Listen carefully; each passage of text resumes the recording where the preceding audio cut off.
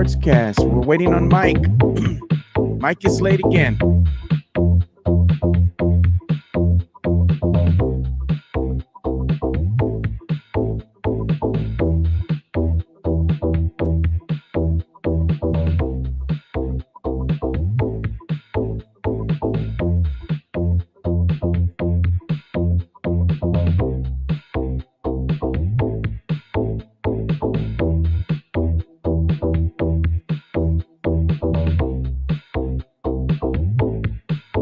Good morning. Every time Mike is late, I'm going to put that picture up, man. What's up, Sam Salinas? We got a lot to talk about. You know, Mike, he made a lot of comments about the Cowboys the other day, saying that they're not a very good team. And I told him, your team is only as good as your record says you are, right? So if your Saints are now 2-3 and the Cowboys are 3-2, Mike went on record and said there's a big disparity there between being 2-3 and 3-2. We're going to go ahead and talk about that in today's Alamo City Sportscast. And we're going to also get into a little bit of San Antonio Spurs talk here as well. Spurs did have their first preseason game of the season here on Monday. And we're going to get into some overreact by the fans. You know, got a lot of faction of Spurs fans out there that are not happy. And this always happens every year. What's up, Sean? Yeah, how about that?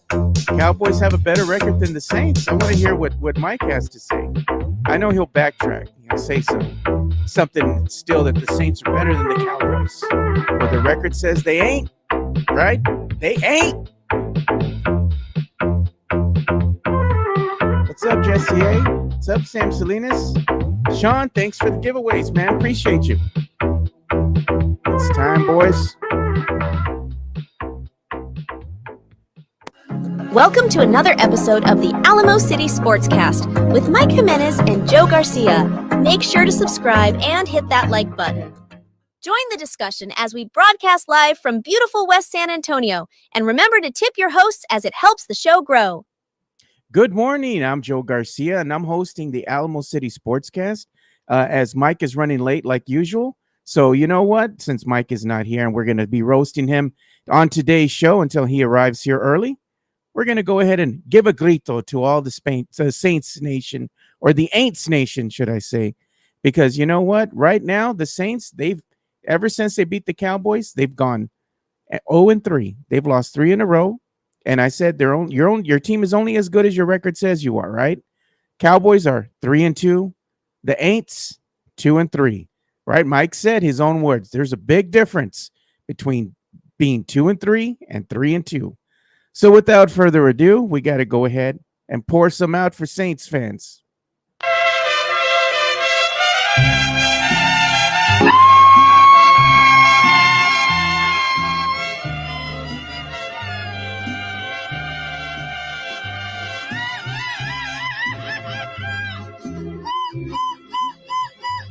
Presumir a mis amigos no esconder que en el amor.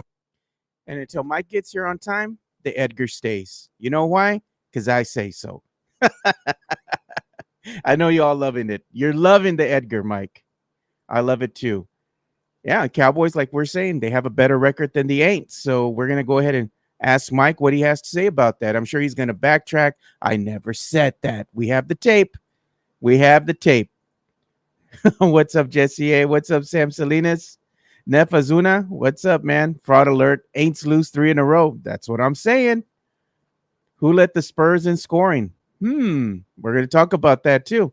We're going to have a little overreaction here by Spurs fans. You know, first game of the season. You know, Spurs fans acting like the season's over. Some of them are. Some of them are happy, you know, that at least we have Spurs basketball back on TV again. Sean getting cardio. Put the mic back up. I did, just for you guys. Aints are frauds. Good morning, fellas. What's up? Mario Cavazos. Good to see you, man. You are what your record says you are. Exactly. I can't wait for Mike to get here. That way we can go ahead and roast him and ask him, what's up, man? Why, what's going on with your Saints? Hey, what's up, Tex-Mex Frank? It was the Cowboys. Game was the Saints Super Bowl. Mike bringing you tacos for being late? No, hombre. He ain't bringing no tacos, man. Joe, use that picture when you plug Mike's financial services. Oh, man. You know what? Just for you guys, man. Y'all are crazy, dude. Y'all got me dying over here, man. There you go. Call Mike. Oh, shit, man. This is going to be a good episode. I can't wait for him to get in here, man. Is that the zesty Mike? Yeah, I guess. You know what? Maybe I should trim the face down a little bit, right? Because he lost some weight. So we got to go ahead and trim that face down a little bit. But we can talk about some Spurs basketball, man. I mean, like we're saying, San Antonio Spurs were back in action yesterday against Oklahoma City Thunder. And Spurs fans were excited. We got to see Spurs back on TV. And this time, it wasn't through some funky app or some third-party service that we had to go through to watch the game. It was locally televised here on the CW, channel 4.2, if you're here in the local San Antonio area. And we're going to talk about some of the standouts from the preseason game. It's the first preseason game, so we can't overreact, right? So we have who was leading the Spurs in scoring last night, other than the one person that Mike hates the most, Julian Champagny. He had 22 points on the night, played 21 minutes. He was followed by Mamu. Mamu put up 14 points against the Oklahoma City Thunder. You had Malachi Branham. He put up 12, man. So followed by Riley Minix, who had 8 points for himself there. Jeremy Sochan. I know Mike doesn't like him. Some Jeremy Sochan. He put up 9 points. Harrison Barnes scored 6. So did Trey Jones. Stephon Castle. I think he had the play of the game, man. He had that thunderous dunk there that kind of just brought everyone to their feet. He scored a total of 5 points, played 19 minutes. Kind of like what I saw out of Stephon Castle. If you're a Spurs fan, you're excited, man. It's Mike's truck, no quema. Ooh, the Edgar Mike. Yeah, there we go. Good morning, man. Hey, maybe Mike's going to get a ride over here. If you're familiar with the Petrenko area, you already know that there's a guy that walks up and down the road here with the basket. He's a staple here, man. I think that's going to be Mike's new buddy. They're going to go walking together. Chiefs dominated the Saints. Mike is Marbach Road waiting for Church's Fried Chicken to open up. Mike is off the wagon. He probably is. Maybe he's picking up some tacos. So I hope he's bringing some tacos. And look at Mainstain says, Steph Castle making his way ahead. Yep, he was. Sam Salinas says, so in the game where you're supposed to win, what can you bring to the team? Sochan brought nothing. Sohan's just out there. He's a body, man. He's out there just to go ahead and play defense, try to help space the floor a little bit, by trying to help his teams get open, going out there, setting some screens, trying to get those 50-50 balls, trying to get some rebounds. I mean, you look at Sochan's minutes overall. He had 6 rebounds on the night, one assist. He played 21 minutes, only scored 9 points.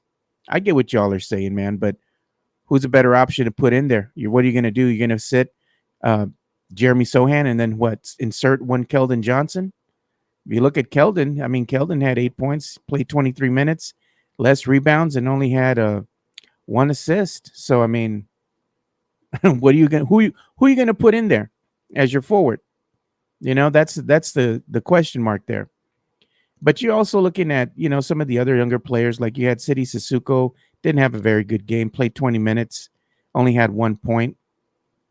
Blake Wesley, I know that's another fan favorite there, 18 minutes. He only had 3 points on the night. But I got to say that Riley Minix, man, he kind of surprised me. I didn't think kid was going to put up the numbers that he did as far as his points production, given that he only played 10 minutes. So that's not bad at all. Not a bad showing. Yeah, Malachi Flynn. Again, he played 8 minutes, only had 9 points. And look at who just pulled up right now. Shame on you. Every time you're late, this is the picture I'm going to put up. All right, when do we start? All right, 10 minutes ago we started. Every time you're late, that's the picture I'm going to put up. Okay, first of all, this is normally a 10-minute drive to get over here. It took me half an hour because of traffic. I almost got into a car accident on the way over here. Some dude slammed his brakes for no freaking reason. He brake checked you. Was following behind moving trucks, and then there was a fire truck that stopped traffic. It was a bad 30-minute experience getting over here, so I apologize for that. Now that you're here, we could take the picture down. But we're talking about the San Antonio Spurs. Kind of, fans overreacting a little bit. Spurs Twitter was in full form yesterday.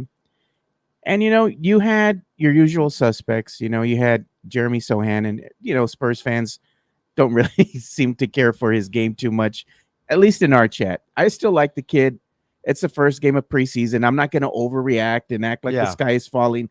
It's preseason. These games are absolutely meaningless. They're just meant to go out there and see what you got in these younger players because they're vying for roster spots. They're vying to go ahead and play more minutes. Pop's getting a look at the team as it is, who's going to play, who's not, who's going to sit on the bench, that kind of thing. Yeah, it's the Mike Taylor term, the knee-jerk reaction. Yeah, man. You don't want to have that, right? Because it's one game. It's one game. It's a One preseason game. I know Pledger was coming at me from San Antonio Sports Star. He was coming at me because I was talking about someone posted photos of Jeremy Sochan shooting two-handed free throws and all that stuff, saying, "Oh, well, they're building his shot up from the bottom shot up." looks better, Mike. Come on, dude. His shot looks better, dude. It couldn't have looked any worse. My God. Couldn't have looked any worse, baby. Just no, man. What it's going to be. Let's talk about Sochan, right? Let's define what a good year for Jeremy Sochan will be from a shooting perspective. I know he's a good defender, right? Some people like to say he's a lockdown defender. I think he's a really good one. Okay, I wouldn't say lockdown. He's really good. Let's lay it down on the line right now, Joe. What is considered a good year for Jeremy Sochan when it comes to shooting? Because I give him crap about his effective field goal shooting. But he's not known to be an offensive I don't care. threat. It's a basketball game. So every person that's out there on that floor has to score in double digits. In 2024, yes. Every person. In 2024, That's a yes. lie. This is not 1988. That's a lie. This is not 1988 where you can have Horace Grant I don't know how you down can the sit court. there and spew this poison, Dude. all the time. Dude, it changed. It's ridiculous. It changed. Do you know when it changed? It changed in 2010, 2011, 2013. When you had the Heatles, right? When you had LeBron, Dwayne Wade, and Chris Bosh. Show me a starting five here in the NBA right now where every single player scores in double digits. Boston Celtics. Not every single player. Every single one does. No. Boston Celtics. Every Not single every one game. does. Not every game. Oh, dude, and not every game. Talk about on average. I'm telling you, the thing is that you want every single person on the To starting be five. able to shoot the damn ball. Yes. And right now, what is this team known for? The San Antonio Spurs Nothing. team? They're known for losing. They're known for having shoot. They're known for having a 75-year-old coach. They can't shoot the ball very well. We man. need to They talk. know Okay, that. I'm looking at the Celtics from last year. All five in the starting lineup averaged 12.5 points or more per game. Average, but what did every single player get? Dude, every single dude, good. Don't give me the averages, dude, because you do this all the time. No. It's all about the averages. You always do this. You Dude, always so try you're to saying- make your arguments the best because you get convoluted stats. Oh my God, dude. And you're like, look, it's 12 points they average, and it's this. No, man, I'm talking about every single person on the starting five. Right. They're not going to average double digits. Dude, every the night. Cy Young Award winner They're loses from not. time to time, baby. They're The Cy not. Young Award winner You know will who else will loses? get knocked. The Aints. They did, and we'll get into that. We're going to dude. get into We're that. going to get into that. They have a really interesting 4-game stretch coming up. But no, let's talk about this because, of course, not everybody. Dude, Michael Jordan missed shots. Kobe Bryant missed shots. There were off games for And there Tim Duncan. There were starters But on his team, too, You that weren't very cannot good. have a team in 2024 that doesn't know how to shoot the ball. You can't. You can't. So let's define what a good season is for Jeremy Sochan when it comes to shooting the damn ball. Oh, God. Because you know what? He can be a god defensively, and it don't mean crap.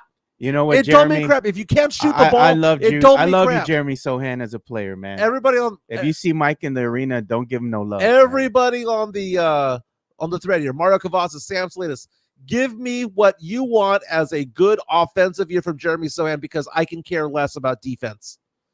It's about scoring points, dude. It's about scoring points. Now, defense, does it matter? Sure, it matters. But you can't say, well, we have this defensive specialist like it's 1993. Dude, Dennis Rodman would not fly in 2024. Dennis Rodman of 1996 would not fly in 2024 because you need to score the points. Hot dude. take though, Dennis Rodman. A lot of people have him as the best rebounder, right? That the NBA has ever seen. Is this true or not? Dennis Rodman was a lockdown defender. He was a lockdown defender, and he got a lot of his rebounds based on but his he's defense. the best the NBA has ever seen. No, Wilt Chamberlain's the best the NBA has ever seen. But Dennis Rodman's easily top 10, maybe even top 5. But no, Joe, let's go back to it. What is a decent shooting percentage for this guy? Because you guys give me crap because I talk about his effective field goal shooting percentage, right? Jeremy Sochan's stats were identical to his rookie. He did not get any better overall. And people are like, oh, well, his three-point shooting went up from 24% to 31%. Yeah, but you know what went down? His two-point shooting. So what is it, dude? Give me a number because 0.483. I'm looking at his stats right here. Good. That's your argument. Offensively, he sucks. No good. Offensively, he sucks ass. Why did they even draft him? Did they draft him because he's going to score double digits? It was a weak. No, it was a weak draft, dude. If you know what's weak, the tape that you have is weak. If you're picking number 9, not an oh my God, powerhouse. Joe, you're telling me that with a lottery pick at number 9, you're picking somebody that was their guy. You're picking somebody who's not going to be able to score. They didn't pick him for his offensive prowess. Dude, he never was an then offensive threat. What's the point of playing basketball? He was never an offensive threat. When you go back to him playing in high school, then why is he shooting the ball so Baylor, often? did he score? No. Comes to the NBA okay, level? Fine. He's not a scorer. Fine. Okay, fine. He's not a scorer. Then don't shoot the ball 11 times per game, which he did last season. Then don't shoot the ball.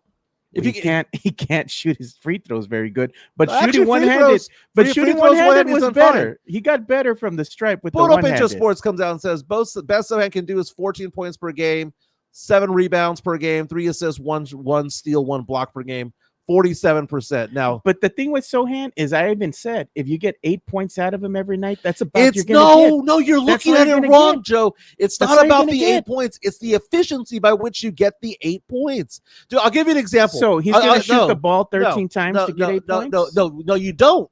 You want to be able to shoot the ball 5 times to get 8 points. I'll give you an example, Joe. Do you know who the least efficient basketball player in NBA history is? The least efficient is Russell Westbrook.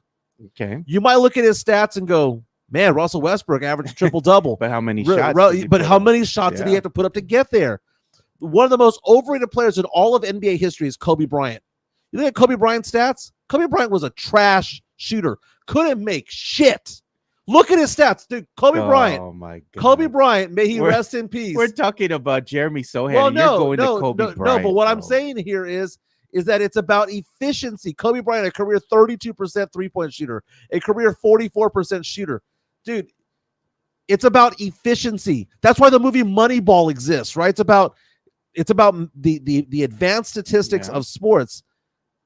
If you are shooting 0.483 as a rookie and as a second-year player, you are bottom 15 percentile. He needs to at least, I'm going to put my number down of what I'll be happy with. And I was asking the chat before you got here, if you take Jeremy Sochan out of the lineup because, he's not a very good player, in your opinion, who do you put in there? He's a good defensive player. Who do you put trash in offensively? You take him out. Who do you put in? They don't have anybody. Keldon? They don't have anybody. They're different positions. Keldon doesn't play power forward. I know, but I'm saying, who are you going to put in there? You got nobody at this point. You don't have. The only way that you could function that way is you put Collins in there and you make it Twin Towers. That's the only way. Oh no, man. So let's talk about this. Let's talk about Sochan. What is the number, the effective field goal shooting percentage? Because as a power forward, you should be at 0.54, right? But if you're shooting a lot of 3-pointers, you should be at 0.54%. 0.483 is a long way from 0.54. So I will say this, Joe. I'll meet him in somewhere towards the middle. If his effective field goal shooting could be 51.5 to 52%, I would be happy. It's still not good, but I'd be happy because I'd rather have a mediocre shooter who's a very good defender than have a very good defender who's trash offensively. Now, Jeremy can fill the break. He can run the break very well. But look at this 3-point shooting, right? They're like, okay, well, he improved from 24 to 31%. Do you know what the other teams were doing? The same thing that they do to Russell Westbrook. They wanted him to shoot. They didn't defend the 3-pointers that he shot up there. What happens when you have a hand in your face? Like he's going to be shooting the same percentage. They wanted him to shoot. That was the whole game plan, was to let him shoot. So if you're shooting 31% from 3 wide open the entire time, that's still not good. Well, here's what the Spurs are looking at in that power forward position, right? This is their depth chart. Jeremy Sochan. You also have Keldon Johnson. Right. Harrison Barnes. He's already playing the small forward, though. Right. Harrison Ingram. And then Mamu. That's it. So if you take Jeremy Sochan out of that starting lineup, there's nothing there. Who do you want to put in there? The Spurs have not done a very good job of building this team. Yeah. They have not. And some of these parts are disjointed. They had a 14% chance of landing Wemby, right? And we had just as big of a chance of landing Amen Thompson or Osar Thompson, right? So everything changed when Wemby was drafted, because then you have to build around him. But then what did the Spurs do in the first time they got him? They didn't build around him. They were like, well, we're going to see what we got around him. We're going to see who we have. We like the team we got, right? Look at Mario Cavazos. Why did they draft Castle? He can't shoot either, right? Dude, Castle is a very, very, very good player who can play multiple positions, dude. Lerma said, I need to calm down before I have a heart attack. Matt, dude, saw your photo the other day, baby. You said that should that be your new profile pic? The answer is damn straight, man. Congratulations on all of that. He's lost dude. like 100 pounds, dude. You look fantastic, man. Congratulations on that. At what point, let's say that Sochan goes out there this year, right, and averages 10 points per game, 11 points per game, shoots another dismal .495. He improved by 1%, but still bottom 25 percentile. Yeah. At what point do Spurs fans look at that and go, he ain't it? This is a make or break season for Sochan this year. It's a make or break season because he has a better small forward next to him on the front court with Harrison Barnes. He doesn't have to play point guard anymore because you've got Chris Paul there. And you've got Stephon Castle there who could play some point. Look at Puro Pinche Sports says Sochan will be traded by the deadline. But look at what Matt Lerma says, because I like me some Jeremy Sochan. He says, laugh out loud. How can you judge Sochan for this season off of playing 20 minutes in a game where Harrison Barnes was the center? Oh, no, I'm not judging. I didn't even watch last night's game. I was watching Monday Night Football. So I don't care about preseason basketball. I don't judge anybody based on preseason basketball because there's no these players barely know each other's names, right? Yeah, they haven't been practicing very long, and that's why I don't take for you shouldn't take certain things. Yeah, like, I'll give you an example. When the Spurs had one of their worst seasons ever a few years ago, they went 6-4 to start the year, if I'm not mistaken. First 10 games, like in football, the first 2 or 3 games, what the team look is. Like world beaters. Yeah, you look like world beaters after a while, right? And you want your team to win, but it's kind of hard to get super excited because once you're halfway through the season, in the NBA, once you're around Christmas time, you kind of know what team you got, right? Yeah. You kind of know what team you got, but no one wants to put their name on the line right now and give me a damn percentage. Give me a damn percentage. No one wants to because everybody wants to love him because he's a lovable guy. Oh my God, did you see what hair color he has? I don't give 2 shits what kind of hair color he has. Make a freaking bucket every once in a while and I'd be happy. You know what was funny to me? You know who was making buckets in last night's game? Champagne. I saw the box score. I saw the box. But you know what? He didn't have a very good first half. Yeah. He didn't look very good. He was shooting threes and he was missing more than he was making. But at the end of the day, he kept on at it and he put up 22 points in 21 minutes. Not bad, but I mean, you also had Mamu out there playing some minutes as well. And he put up 14 points in his 18 minutes out there. And I got to say, Mamu right now, he looks like he's the better backup center to Wemby than Collins. Yeah, dude, man. It's all about, by the way, Sam Salinas, I love his comment right now. Sochan's hair is freaking stupid. Oh, God. Thank you. Man. Thank you. I second that motion. No, Mamu is growing on people, right? A lot of people liked him from the get-go. It took me a while to kind of get on the Mamu train. Sometimes it's not about talent. Sometimes it's about chemistry. And Mamu has chemistry out there. And the things that we applaud Sochan for what he does defensively, which is basically do the dirty work. Yeah. is exactly what Mamu does on the offensive side of the ball. Mamu just looks good in what he does when he's out there. He's active. He's moving around. You can tell he's working hard, And when you see Collins out there, there's just a different aura about it. When the ball gets down to Collins, the game gets slow in the sense that the ball movement stops. There's no lateral movement. He doesn't make a decision right away. He doesn't go up very strong. But Mamu has this irrational confidence out there where when he gets the ball, he's going to make a decision. Yeah. He's playing with instinct, whereas Collins is too deep in his thoughts to play well. Yeah, even when Collins gets the ball from 3, he has a good form shot. Collins gets the ball, he hesitates, and it's that hesitation that misses shots. The players that play well are the ones who instinctively know what to do and don't think about it. Sean Elliott said something that was very telling last night too, and it's something that I've noticed as well. He was saying, you look at the veterans out there, you're going to see like Harrison Barnes. He goes, he plays calm out there. Yeah. You look at Mamu's calm. Even CP3, he goes, when you see CP3 playing, even though he hasn't played right now wearing the Spurs uniform in preseason, he says when you notoriously see him out there, he's calm. Mm-hmm. And he goes, and you look at the younger core that they have out there, and when they're playing and they're running up and down the court, he goes, they're rushing through things. They're trying to play too fast paced.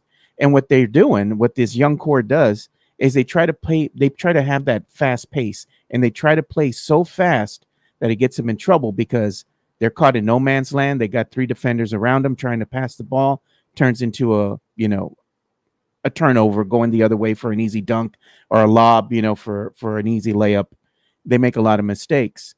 And what I noticed about the young core as well is that they try to play so fast because they try to cover up their mistakes. Yeah. And you can't be doing that. You got to play with conviction. You got to play with purpose, and you got to slow the game down a little bit because you have to allow your other players to get set. Because again, you're trying to just get that tunnel vision like Keldon does and go straight to the basket. And then at the last minute, you're trying to see who the open man is, and you're already surrounded by 3-4 people. It reminds me, and I know it's different. When I referee basketball, they say make sure that every move that you make on the basketball court has a purpose. Yeah. And I think that's what you're saying when it comes to the players. Don't just be dancing around, do something, right? And I know there's set plays and whatnot, but at some point you have to be instinctive as to what you're doing. That's why Mamu does so well. I got to ask you a question about Wemby. Okay. Entering his second season, everyone Vegas believes he's going to be an all-star. He's going to be defensive player of the year. And Lord willing, if he's healthy, maybe even a most improved player. Yeah. Right? That's what Vegas has as the outright favorite, Joe. From a perspective of leadership on the team, we know that he's the only potential all-star on this team. No one else is going to make an all-star team. Right? Yeah. He's the best player on the team. He might become the best player on the planet within a couple of years.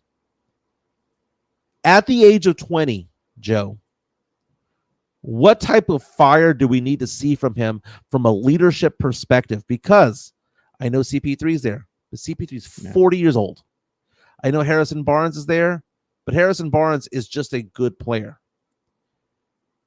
At what point do we want to see Victor Wembanyama become the leader of this team from the perspective of leadership, from the perspective of you go here, you go here, you go here, you go there, from the perspective of this is my team.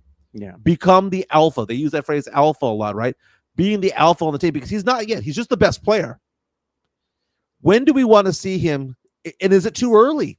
Is it too early to want that from Wemby? Because we saw that with, LeBron takes control of the team. Michael Jordan took control of the team. Kobe Bryant, Tim Duncan, the greats eventually run their team. And I kind of feel like right now, and I don't blame him. He's just 20 years old, right? He's still young. So I'm not saying that it has to be this year. But what I am saying is that I cannot wait for that moment. What I think what you're asking is Wemby needs to set the tone for the team. He needs to set the tone. You know what he needs to do? He needs to show some of that nasty. He needs to come out and he needs to dominate the game. He needs to be the aggressor and set that tone. The expectation is this is how I want you all to play. Because remember last year, Vassell would avoid passing the ball sometimes, and Trey Jones would not find him. Vasil, man, let's be honest, man. Vasil's trying to get his. He got butthurt. He was trying to get his. So Wemby at this point of his career, I think it'll happen towards the rodeo road trip, especially if the Spurs are in any contention for making a play-in tournament berth. For him to be out there demanding the ball. Not over here going, I'm open, but demanding the ball.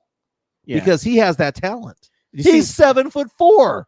The problem with the Spurs is that they played a lot of individual ball last year. They were playing hero ball. They didn't know how to play with Wemby. Wemby's the tallest guy out there. Didn't really know what to make of him.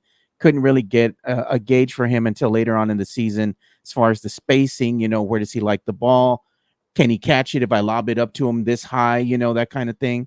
And near the end of the season, what happened is that Wemby started getting better. But why? Because you had injury. Right. Devin Vassell was out, right? When he's out of the game, what happens? Wemby gets more touches, Tony O'Neill right here says Wemby doesn't need pressure from the media. He's just learning about the NBA.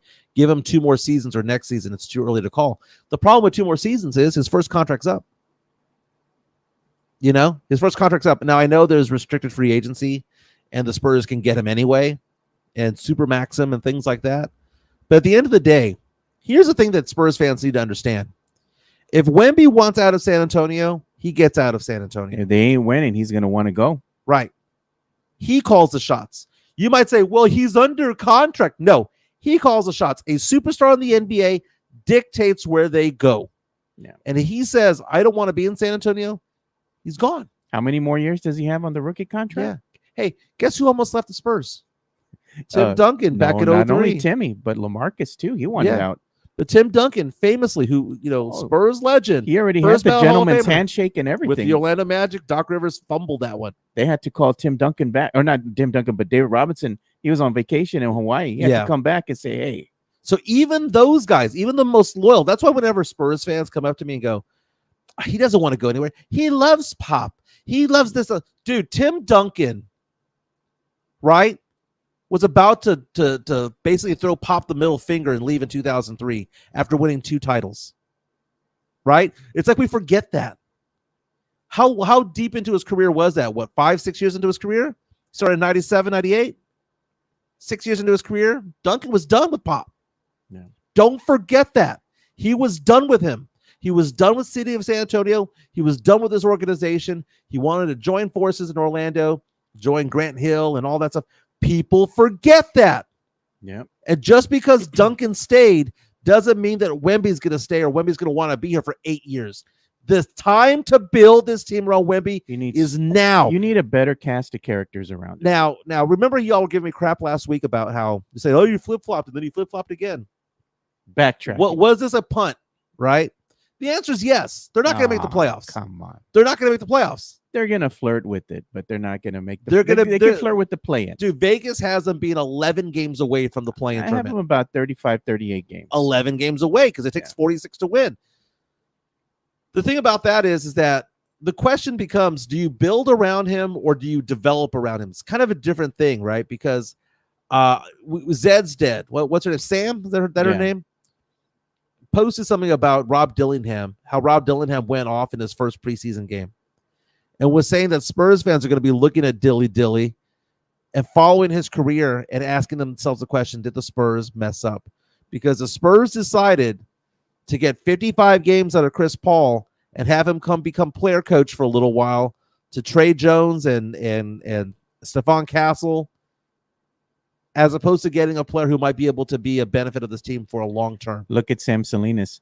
I say if Pop is still the same at the helm and we're not at least contenders, Wemby will bolt. Yep. And look, we got an incoming $10 super chat. Well, thank you so much, Drew Show. Saying, quote, the eye test statistics and box score aside, Castle as a rookie looks like a talent when compared with the usual suspects, Keldon, Malachi, Jeremy, Trey. He passes with flying colors. Shame, shame, shame. Drew, I've been saying this from the get-go, and this is my claim to fame, especially if Stephon Castle is a star on this team. Joe, you know how you say, well, we have the tape and all that stuff? I've been saying since last year, November, December of last year, that the Spur I wanted on this team, that I wanted from UConn, the guy that I wanted, with Stephon Castle. Even our good friend Jeff Garcia from Locked On Spurs and Ken's 5 was like, dude, you were on the Stephon Castle train early, the first one on. 2-2. I wanted that guy from the get-go. You watch him play out there, Stephon Castle is a man among boys out there. If you're going to say who's the other Spur that could become an all-star, it's not Devin Vassell. It's not Keldon Johnson. It's not Jeremy Sochan. If there's another potential all-star on this team, it is Stephon Castle. Stephon Castle is a very, very good basketball player. Plays well defensively. His shot looks good. He was out of position last year because traditionally, growing up, he was a point guard. Played shooting guard and 3 last year. He was out of position. Still played well. And look at what we have here. Oh, get that. Get you some. Yeah. When did you see Malachi do that? When did you see never Blake Wesley do that? When did you see Lucas Samanic do that? These are all first rounders that the Spurs have had over the years. Dude, Stephon Castle. You see that reaction, though, by the bench? Keldon was like, oh. Stephon Castle just improved his shot a tick. It doesn't look broken. He was out of position. He's a point guard. Man, he's a point guard being asked to play the 2 and the 3. You'd love hating you some Jeremy Sochan, man. I didn't even mention Sochan in that. You don't have to, bro. It's already implied. It's implied. It's implied. Jackass. You walk into the Frost Center and they're like, Jeremy Sochan hater, or he's given off already. You know, dude. You know, the shiny toy, right? That's what John Dyer said on the show, right? He says the Spurs fans love the shiny toy. They love Lonnie Walker. They love DeJounte Murray. And at some point we sour on them because we realize they're not what they were advertised to be. Look, let's real talk. You looked at this team yesterday. It's the first game of preseason, you know, and I was looking at nuances, right? Things, okay, let me see what they can show me here. Something better than last year. And I got to say, some of the same mistakes that they were making last year are still prevalent this year. It's like rinse and repeat. You know, the problem that they have, pacing. They're playing way too fast to be in control, turns into turnovers. Okay, that's one thing that they still haven't figured out. Spacing is another thing that they haven't figured out, right? You still don't know how to space the floor correctly, how to move in the right positions to give your team a better chance to get a good shot up, right? Still haven't figured that out. The other thing that I saw too, transition defense. It doesn't matter. I'm though. like, there was no thing, Wemby. By the way, JHNSB, I know. With a great comment here, says Trey Jones, when you showed that dunk there at Stephon Castle, Trey Jones would have gotten blocked into the stands if he tried that. That is true. And that is why the point guard of the future is not Trey Jones. Trey Jones is a fine basketball player who will play in the NBA for a decade. It's going to make generational wealth money for him, just like his brother Tyus Jones. They are good enough to be in the NBA. They're ideal backups. Stephon Castle show with that athletic play right there that he should be the starting point guard for this team eventually. Look at this, Mike. Matt Lerma. Blake Wesley has tons of dunks just like that. What are you talking about, Mike? Yeah, but that's in the G League. Let's talk about the NBA. Oh. Yeah, he's playing the Laredo Vipers or Rio Grande Vipers or whatever they're called these days. Riley Minix looked good. He didn't look bad. I mean, and Coach Pop even said this. He's like, look, honestly, he didn't give the kid a lot of run, right? He gave him limited minutes, but what you look at what he did with the 10 minutes that he held out there on the court, the kid put up, some points. He put up 8 points in 10 minutes. It's not bad. And he was active out there on the court. He was getting after it. He was not giving up on plays, which I absolutely loved. He stayed with the play. Even though his guy was going out of bounds already, he was still on him. You got to love that energy. Like, you like that enthusiasm out of him. I mean, is he going to make the team as far as a roster spot? I don't know. Maybe they might put him in the G League or keep him around. I mean, but I think he's a good player. He's a high energy player. 10 minutes played. He shot 3 out of 4, 2 out of 3 from 3, 8 points. Again, the Spurs lost their first preseason game 112-107 without Wemby out there. Riley Minix, though, from Morehead State. I mean, 24-year-old. I mean, these are those guys that played 4 years in college, right? These are the guys that didn't get drafted, that just stick around, man. They've got. Riley Minix is older than more than half the Spurs roster, but very much like Jaden Daniels in football, he's got a lot of minutes played. So it's kind of interesting when you see a player like that trying to make it in the NBA. I'm hopeful that he can get a spot somewhere. Who knows? Maybe he goes to the G League. Maybe he goes over there and does very well, gets picked up by another team, or maybe a Spurs injury brings him to the varsity squad. Look at David Atwater. We need shooters, and Minix and Mamu made threes last night. Mamu did make some threes. Mamu is going to get more minutes than I think a lot of people will give him. I credit think for. that Mamu should be taking that number 2 spot, man. As Wemby gets out, comes out of the game, put in Mamu, man. Right. And then have Collins as that third option. Give him garbage minutes. Yeah. That's where he's going to be good. Give him the garbage minutes, man. Riley Minix, by the way, in his last year in college, which was last year with Morehead State, shot 35% from 3, averaged 21 points per game, along with 1 block, 1 steal, 2 assists, and 10 rebounds per game. 6'7", 230. What does Chuck Mikatanik say from KBB? Can't teach height. Can't teach. 6'7", 230, baby. I like Chuck. Chuck is fun, dude. Yeah, he's he's a creator of Nugget. Yeah. Yeah, I remember that. We're at the Mike Taylor barbecue, and we were talking with him and with Ernie Zuniga, and we can't disclose the full conversation because it's private and stuff. But I like those private conversations. That's where you get a lot of juicy stuff, I like those. That's fun. It's like we should have a podcast talking like that, right? Yeah. But yeah, we can't. Have we given some love to Jeff Garcia yet from Locked On Spurs? No, not yet. We can give him some love, though. Let's do it. Locked On Spurs is your daily Spurs podcast, hosted by Jeff Garcia, the lead Spurs writer for Ken's 5 San Antonio. Jeff has a healthy plethora of guests all the time on the Locked On Spurs podcast. You can also follow Jeff on Threads at Jeff G Ken's 5 SA. You can also follow Jeff on Twitter at Jeff G Spurs Zone. So make sure you go ahead and give Jeff a follow not only on Threads and Twitter, but also on YouTube at youtube.com/@Locked On Spurs. This is where you're going to be able to find the replay of the Locked On Spurs podcast. Make sure to like, subscribe, and share.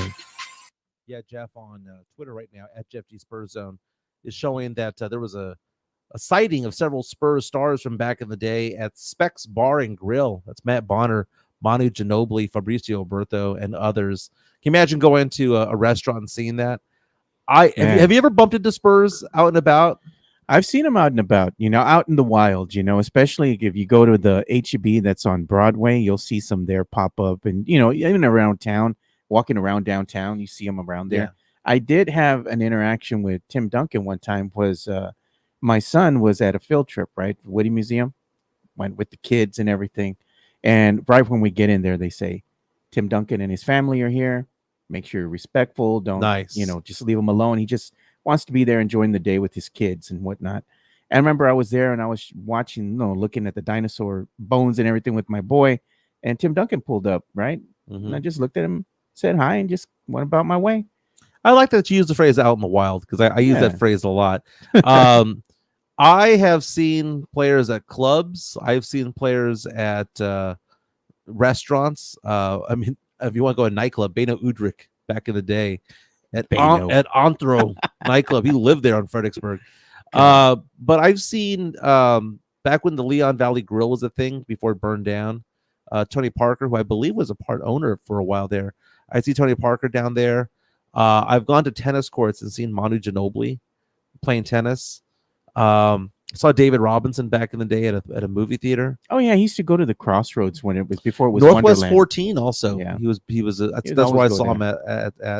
Because no one would go to the Wonderland Mall of Americas. Right. He would go there and watch movies. I've seen R.C. Buford at Hooters. Yeah, a dude like for a work meeting, like Spurs coaches there.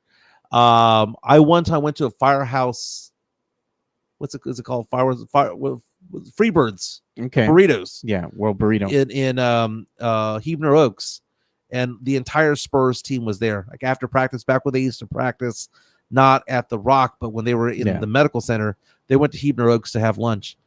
So it's interesting whenever you see them out and about, dude. I seen Manu at Pancho's on Marbach. No, bro.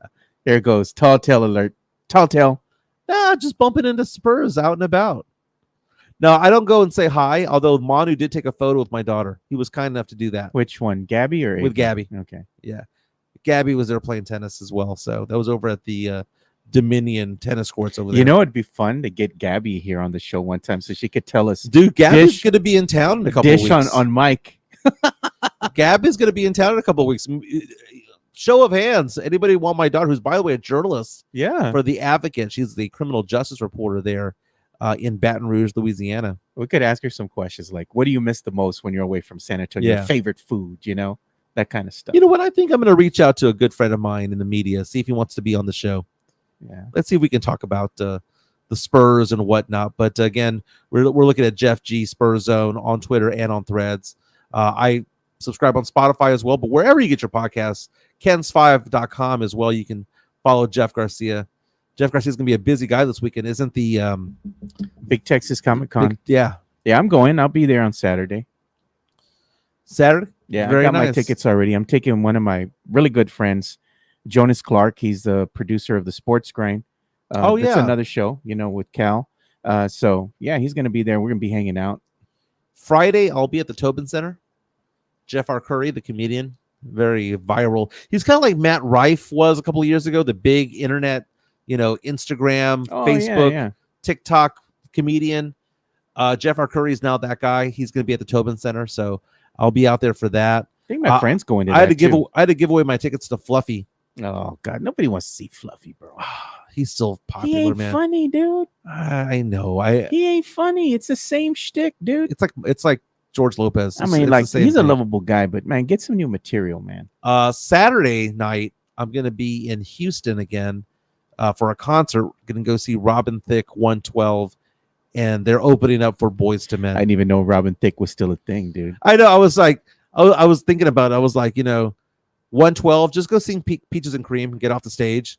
I want to hear Blurred Lines and get off the stage. I want to see anything else other than that. You should, you know what? If you have Robin Thicke, right? It'd be cool as another band to follow him. What's that?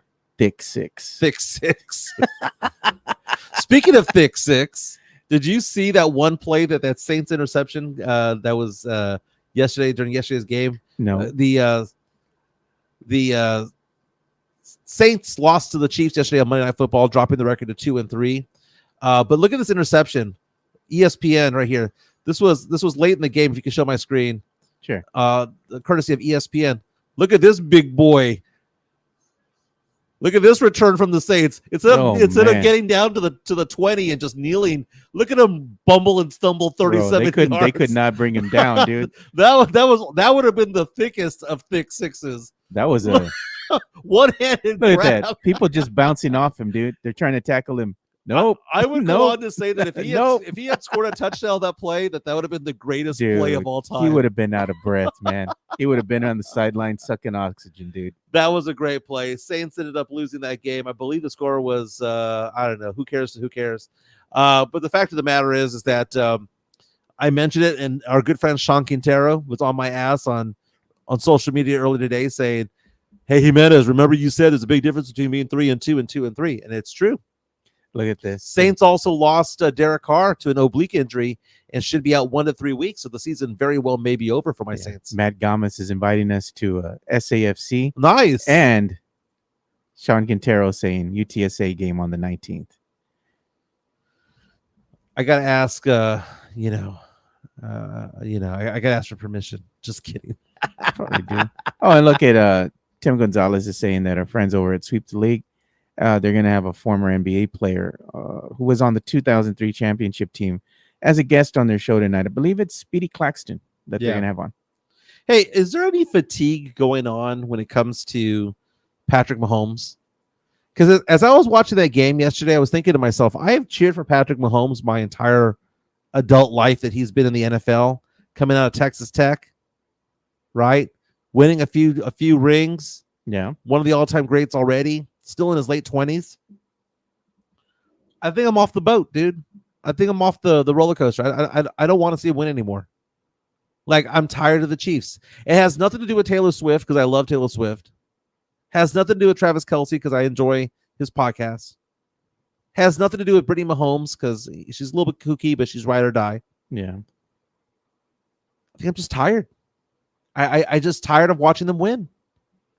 You're tired because they're not as good as they used to be, and they're still winning games. I'm glad it's you starting said to piss me off. They're not as good as they used to be, because you know who else is not as good as they're advertised? The Saints. Because you told me and everybody else that your record is who you say you are. That's what Right. I've been saying, right? Mm-hmm. And you're like, there's a big disparity between being 2 and 3 and 3-2 Yeah. with the Dallas Cowboys. You're as good Uh, as your record says you are. I firmly believe that a healthy Saints team right now would be 4-1. They are I knew you were going to decimated. have an excuse somewhere. No, it's not an excuse. It happens every day. Here we go. Dude, the Saints had 2 offensive linemen in yesterday's game that weren't on the team 3 days ago. So, I mean, I don't know what to do at that point. Cesar Ruiz missed the game. He's a big part of the offensive line. I thought, okay, Cesar Ruiz is going to be gone. That's fine. They have other players.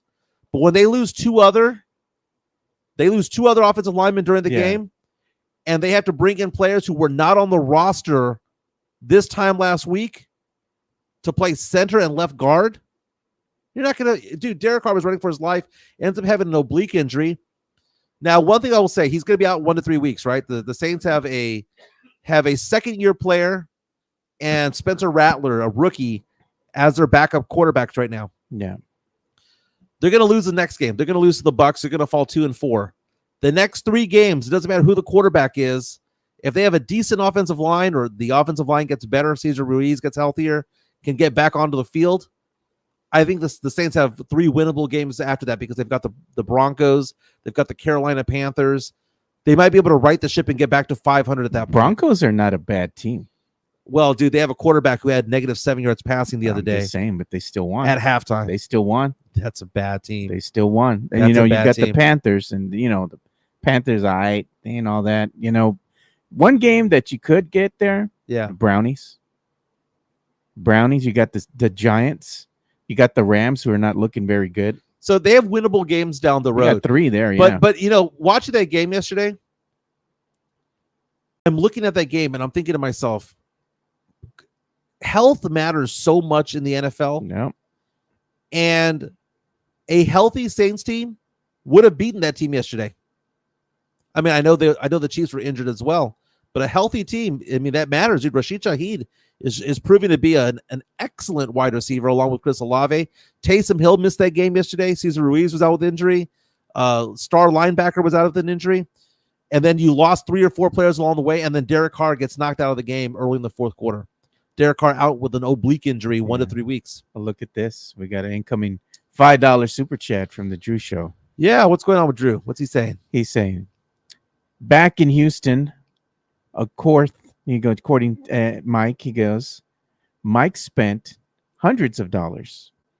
The wine tasting wasn't cheap. Jeff cook him. Money bags. He was projecting. All right, he's talking about this if you want to show my screen. Yeah, we'll show it. He's talking about the wine that's behind here. So hanging out with my nugget over the weekend, we went to a restaurant called Trulix, something like that, out in the Woodlands. Yeah. And had a nice steak. My nugget had crab cakes, if I'm not mistaken, and a Caesar salad. She had 1 glass of wine. I had a margarita. It was a good night. That's a nice side of the nice part of the state, man. The Woodlands is beautiful. I remember growing up thinking that the Woodlands was kind of, pinky up and that it was kind of like, bougie. It is. The places are bougie, but everyone's super nice. Maybe it's just me being older and more confident, but everyone seems to be pretty nice over there. So that was over at the Woodlands. Very nice. And they were saying that, talking about the game last night, said Taylor looked good yesterday. And you got one from Jesse Martinez. Mike is upset that Taylor hasn't shown up to games.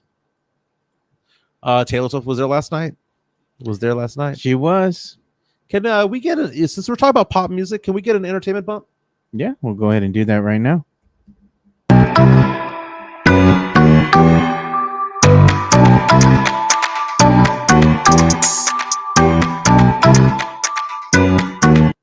Did you see Dua Lipa? No. What she did this past weekend? She was on. She performed over at ACL, right, which is fantastic, right? Dua Lipa had back-to-back performances over there. She went after the show to a country bar in Austin, and I thought it was amazing. Can you imagine going to a country bar and bumping into Dua Lipa? Nah. Now I'm looking for the video real fast. It's on here from yesterday. I thought it was Yeah. funny. You know what else is breaking as far as celebrity news goes? Kanye West and his wife. There might be heading for divorce. Well, man. because he's implicated a lot in just the whether it's true or not. He's implicated in a lot of the Diddy stuff. Yeah, man. But at the end of the day, man, they both batshit crazy, dude. I cannot believe I couldn't find this. Dude, This is pissing me off. we This is a played good the video. bump for nothing, dude. I should have found it. I thought it was gonna be easy to find. Hey, what happened to Mario Lopez? I don't know, man. But there's the breaking news there. Kanye and his girl. Well, you know what? Let's talk about other things. Let's talk about other things real fast. Did you hear about Robert Sala? Yeah. The news broke right before I was coming out and doing this show here. So who do you think is to blame for that? Oh man. It's basically the Jets, and them not performing up to par. Look, the Jets have a good defense. Mm-hmm. The problem has always been their offense, specifically the quarterback position. You have Aaron Rodgers. That was supposed to be a thing, that was going to kind of shore things up.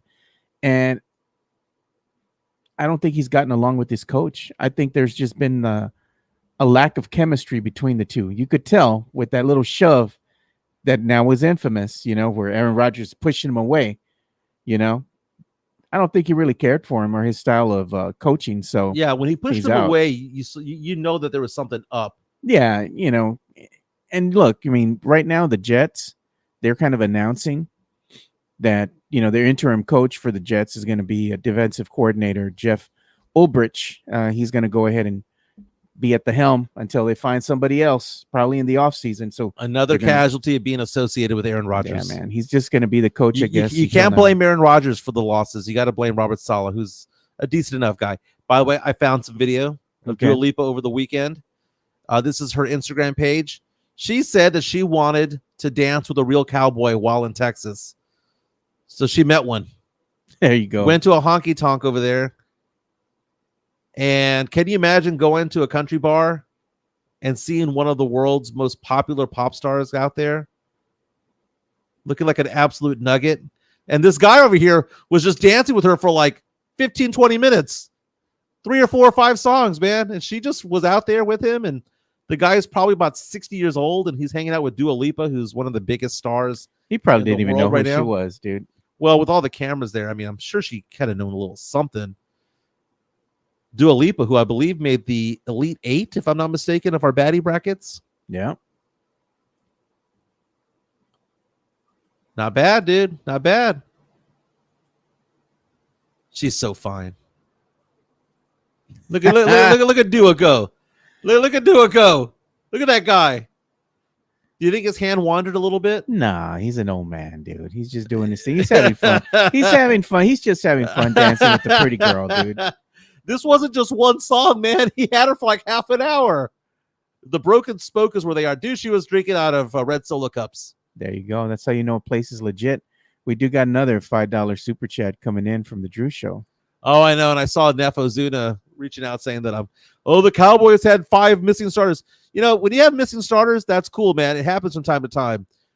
Everyone has missing starters. But when it's the entire offensive line, you're toast. You know what I need? I need to have the violin play every time you start coming up with excuses. Give me a second. I'm looking at Dua Lipa, dude. I'm looking at Dua Lipa in Austin. Look at her shop for boots. Nugget. Dude, okay, if you went to Cavender's, Joe, if you went to Cavender's and you saw this, Joe, she was all over Austin. I dig it. Just taking in that barbecue, man. There you go. Dude, I mean, Austin barbecue is not bad. It's all right. I mean, it's not that New Braunfels Luling barbecue. The what are the other ones that are really good? Blacks is good. I like Blacks, dude. Blacks is good. Just don't go get the sauce. You don't need no sauce on that, man. You don't need no barbecue sauce. No, you don't. The beans over there are amazing. Somebody wants me to play the Pledger video. What's pleasure? I don't know. I think that's when he was cooking you. We're at Twin Peaks. Me and Pledge had a good time, man. You know what? Sean, I think he's mad that I kind of sent astray his direction the other day, and I didn't mean he was to. talking about that. I told him, man, you were catching strays. He goes, I know. What's up with that? And you know what? Sean says that you're out of the circle. You got to work your way back in. You got to go to a UTSA tailgate. And you know what? Me and Sean's wife, man, we both agree we do not like Fireball. Sean likes Fireball, but me and his wife were talking. And we're like, no Fireball shots, because I told him I'll go to a tailgate. You know, I'll go eventually this season. And he goes, well, yeah. He goes, what do you want? He said, what do you want me to bring? He goes, I go, do you want me to bring beer? He goes, we got beer. All right. So you want me to bring a bottle? I got bottles. He goes, yeah, but we use the little bottles because we just moving around drinking and stuff. Yeah. All right, I'll go and get some bottles, little bottles. And the wife's like, don't get any Fireball. I said, that's exactly what I was thinking. We both said at the same time, no Fireball. Yeah. If Fireball, am I going to retire the Fireball? Is that what we're doing right now? God, man. Fireball is so bad, dude. Gets you in trouble, man. It's just it gets you white girl wasted. $2 super chat coming in from Drew, man. Thank you so much for all the love, dude. Multiple super chats today. Saying, seriously, Mike, happy you getting your groove back. Man, that's part of it, dude. That's part of it. Do you know what I did today, Joe? Yeah. This was early this morning. I was in my closet. I've been, new life because my divorce should be finalized next month, right? All that stuff going on. It's been over a year since I got separated. So, life just moves on. I have bought so much new clothes over the past month or so, dude. Like, just polos and long sleeve shirts and shoes and whatnot. I'm just redoing things. And I went through my closet this morning. It was around 7:30 in the morning. I was looking through my closet and I thought to myself, all my old clothes from my old marriage, I'm just going to get rid of. I started bagging them all up, dude. I got rid of every single piece of clothing that I had, except for a few Saints shirts and a few Spurs jerseys.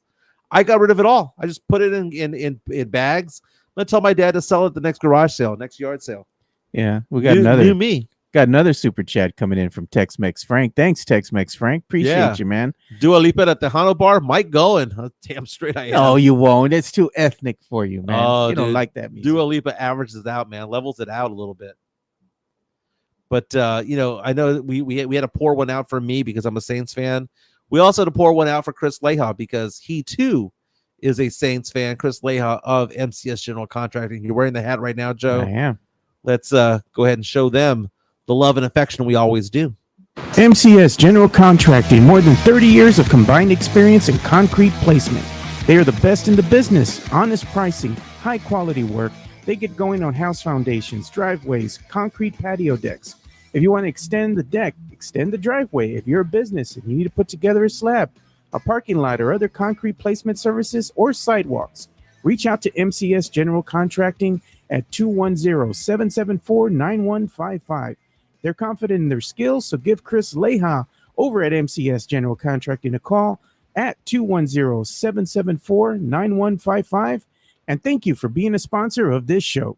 Diamond Hard Concrete, Joe. Diamond Hard Concrete is what you get over at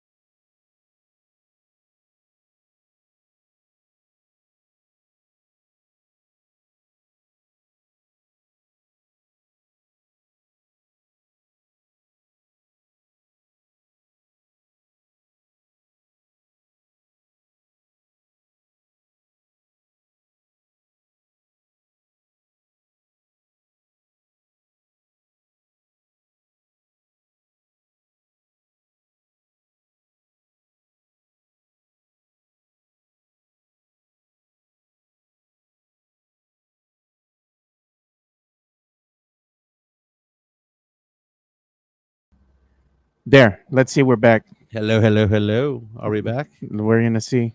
Yeah, we're back because We're Sam back. Salinas says they need to have a technical difficulty graphic with Edgar Mike picture. All right, we're back now. No, All right. I kicked off when I was trying to connect Mike's plug. It kind of kicked us off the air. Yeah, can I knock off one of these plugs right here? They all No, those are powering. When you're showing the screen, one of them's powering that. The other one is powering the laptop. Dude, my phone is dead. I mean, you can unplug the other one. That's not the square. This right That's here? the laptop. Yeah, and that should be good for now because it has its own battery. Well, there you go. There you go. I could have done that all along. All right, Joe, we do this on Tuesdays. We do NFL power rankings. Who do you want to show this time? Do you want to show CBS? You want to show ESPN? Do you want to watch Yahoo, NBC Sports, NFL.com? Which one are we doing? Let's do NFL.com. NFL.com released their rankings today. Edward Edholm is the lead writer for this. So we're going to go from the bottom up. Start from the bottom, and now we hear. At number 32, your Carolina Panthers dropping one spot, dropping two spots. The New England Patriots at 31. The Cleveland Browns, who, by the way, apparently Deshaun Watson has settled again with somebody else, Oh man. down to number 30. Jacksonville Jaguars, 1-4 at number 29. The Dolphins at 28. The Rams at 27. The Titans at 26. The Raiders. MCS General Contracting. We're having all sorts of problems today. Quit touching things. Bengals, Giants, Cardinals. Top 20 include the Colts. So yeah, the Jets at 20. They just fired Robert Saleh as head coach. Dude, the San Francisco 49ers at 18. There's a good possibility that the Niners are going to be 2-5 after 7 games. They've got Seattle and Kansas City next.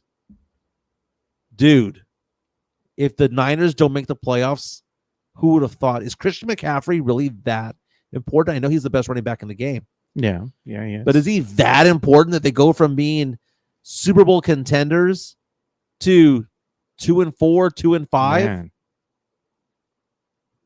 Sam Salinas, quit touching things. Hey man, that Wi-Fi is still not all that. Might have to end the show early here, man. We're kind of lagging bad. And I knew it was because the Wi-Fi. We lost it for like a minute or so, Yeah. and it came back on.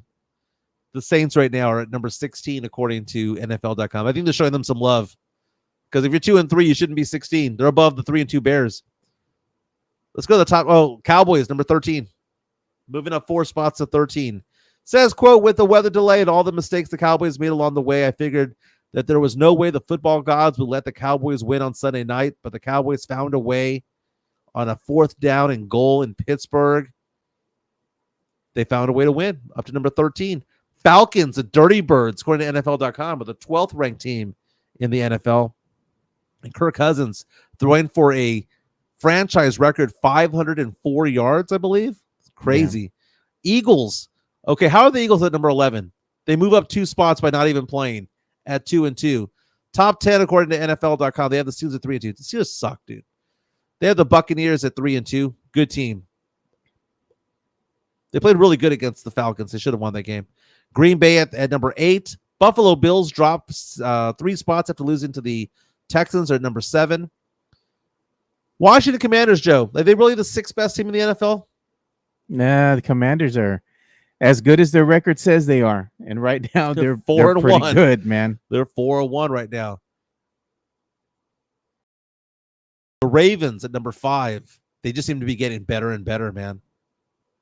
It's like they course corrected with the Cowboys. Texans got another win. The Texans are the kings right now of winning 3-point games.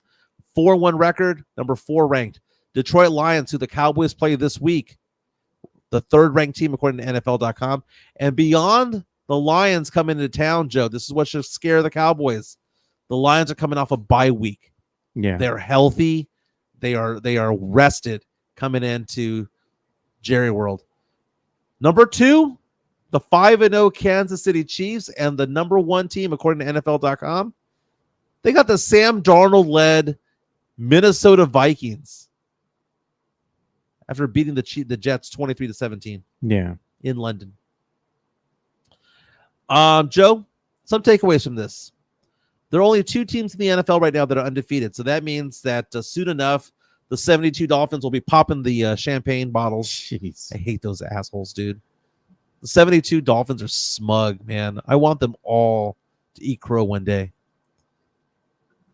Are the Vikings really better than the Chiefs? Vikings are a really good team. The issue is that the Vikings, if they meet the Chiefs here, they're going to have to play 2 games, one against the Chiefs, the other against the refs, because the refs seem to love the Chiefs, man. They've bailed the Chiefs out several games already where they should have lost. Close games. There was a questionable pass interference yesterday that didn't get called against the Chiefs. And there was also a questionable hold that was called that shouldn't have been a hold. Derek Carr was trying to get them within 4 points down with about 9-10 minutes to go before he got injured. That was a 20-yard play that turned out to be an incomplete pass. Look at the standings right now, Joe. 7 teams make it to the playoffs in the NFC, right? So right now, you have the Commanders, the Vikings, the Falcons, and the Seahawks as the 4 teams to make the playoffs due to division, right? Number 1 seed would be Minnesota. Detroit would be the 5th team right now at 3-1. And it would be the Cowboys and the Buccaneers, the Green Bay Packers, and the Bears all at 3-2 fighting for the last 2 spots. So Cowboys are on pace right now. When it comes to the AFC, the 1 seed right now is the Kansas City Chiefs. The 2 seed is your Houston Texans. Then you got the Ravens and Bills, followed by the Steelers, Broncos, and Chargers. The Broncos and Chargers, dude, are in playoff contention right now? Are you kidding me? Yeah.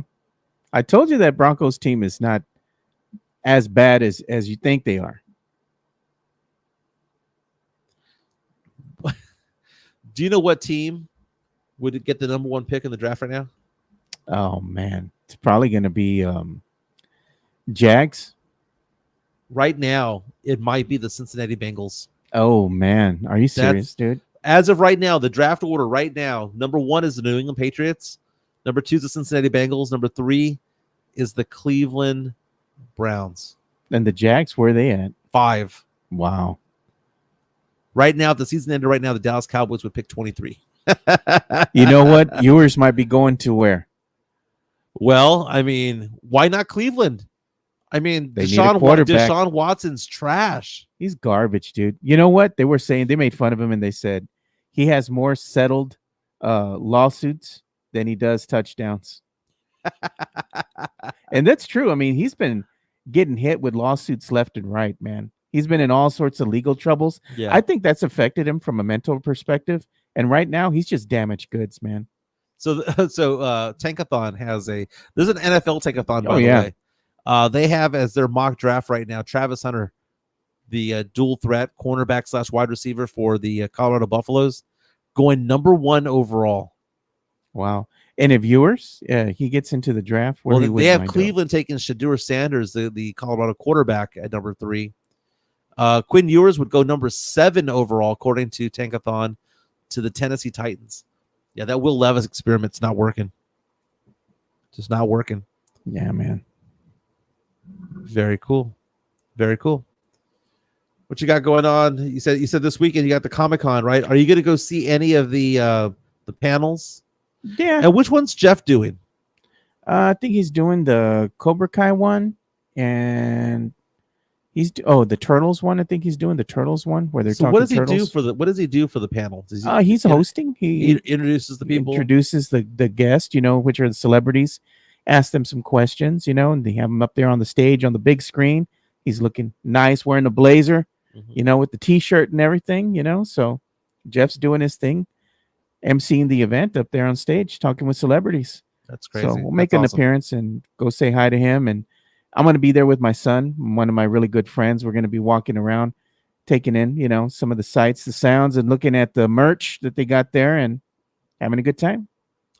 That sounds like a plan, dude. It sounds like a lot of fun. I've always wanted to go to one of those events because it's not a Comic-Con in the sense of a regular Comic-Con, because there's more of a there's more to it than just cosplay and stuff like Yeah, that. Right? I mean, they have panels that you can listen to. The actors talking about their respective shows, series, or movies that they're starring in, and then you also get to go ahead and take pictures with celebrities.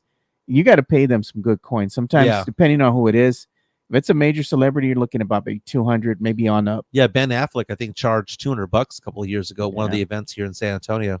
I'm looking right now. Hurricane Milton is now a Category 4 storm, and it is said that the size of the storm is going to double. That it might weaken to a Cat 3 or Cat 2 upon impact, Joe, but it's going to double in size to basically be the size of more than half the state of Florida. Yeah, man. Well, we already got notifications from work and saying that if you're working in the area, people that were in that area, they've been told to evacuate. So Yeah. Girlfriend's daughter evacuated yesterday. She lives in Florida. She flew her ass back to Texas. yeah, they sent an alert out, all over the place, to us employees saying if you're in the path of the storm to kind of like vacate. You don't want to be in that path when that storm hits, because even though you might not be, right there at the center, but the problem is that all the flooding, all the rain that's going to ensue, and you're going to lose power for an extended period of time. Your food's going to go bad. Right. You're going to have raising water levels. No Wi-Fi. No Wi-Fi, no way of communicating, even with cell phones and all that. It might be very limited communication because cell phone towers might be affected and go down. So it's not a very good time to be around, that area, the vicinity of the storm. When you even come back, I'm sure you're going to have alternate routes because some of the roads might be washed away. You might be coming back to a home that's flooded, full of water, a lot of cleanup, so You're right. it's a mess. I mean, being in a place after a hurricane is It's awful, dude. I mean, I remember after Hurricane Harvey, my daughter Gabby and we went out to, because people give money to Salvation Army and they give money to whatever. These natural disasters, there's nothing the government can do to make it right away. The best thing that they can do, you got to go. You have to make sure that people's lives, are they alive? You make sure they have water, electricity, and you clear debris. Yeah. That takes forever. Look at what's going on in North Carolina right now. They still clean up. North Carolina, the hurricane hit the mountains, which never happens. Yeah. And they were saying that all the roads hug the water. Yeah. And they flooded out. And the state's underwater. There's nothing you can do other than wait for the water to recede or evaporate. Even when it does, a lot of the roads are washed out or not even there anymore. So how are you going to get out? Right. Florida is going to be decimated by this. Now, it's not going to be like Hurricane Andrew or whatnot. Maybe it does. Hurricane Andrew growing up. But when you see this, the wide area there, like I said, my girlfriend's daughter goes to school in Florida. Yeah. Her master's program. She got on a plane last night, last minute, dude, got on a flight and just came back to Texas because you don't want to be there. I took my daughter to East Texas after Hurricane Harvey just to go help out and just to donate some time. We cleared a woman's house of debris. We cleared the trees out of the yard, put it out to the street so that it eventually be carried away. Dude, it is tragic, man. It is dramatic. And all they want, dude, is water. And on top of that, the mosquitoes that show up and all the bacteria. Disease dude, and all that. The HEB in Goliad, Texas, which is not East Texas, Coastal Bend. Goliad, Texas, they just said everyone can just come in here and just take our food. It's all going to go bad anyway. Just come take our food. It was crazy, man. The sheriff's office was there. People could go in there. You had like a couple minutes to go grab some stuff. People grabbing, granola bars, grabbing toilet paper. And it was orderly, but it was so cool for HEB to say, we're declaring this a loss. Just come get some food. Wipe us out. Yeah. Yeah. Oh, goodness, man. But man, so yeah, Florida, if you have any loved ones in Florida, it's going to be a long, long week for them. Yeah. My daughter's boyfriend, who is in the military, he's stationed over there right now. Yeah. So they haven't been given evacuation orders because they're kind of out of that path. But still, I mean, he's got to worry about flooding and heavy rains that are going to be coming their way. And he is a firefighter too at that. So he's going to be one of those first responders that's going to be responding to any emergencies that are in that area. So, thinking of him right now as well. So hopefully he stays safe. His job is to help people that need help. My former business partner lives in the Tampa area. That's kind of where it looks like it's going to be headed, and you never know. I mean, but even if it doesn't go directly to it, the size of the storm is probably something we haven't seen in a long time, and it's kind of weird for it to be happening so late in the hurricane season, already in October. Reading an article right now that I think is absolutely stupid. It says 12 states and the District of Columbia have filed a lawsuit against TikTok. Say that TikTok is too addicting and harms the mental health of children. No. So Spotify doesn't. So video games don't. Internet. So YouTube doesn't. The hatred that people have for TikTok, I think, is so stupid, dude. It's so stupid. Oh, well, they know your intelligence, dude. Everybody knows my intelligence, dude. Like what Facebook knows about me, dude. I go into a barber shop and suddenly a coupon pops up. I go into a store at the mall and suddenly something pops up on my screen. Dude, we're being tracked by Facebook. We're being tracked by Google. We're being tracked by Meta. We're being tracked by all of these different places. AT&T. They all track us. I don't see the difference between this one. I don't say, they say, well, it's Chinese. I don't care.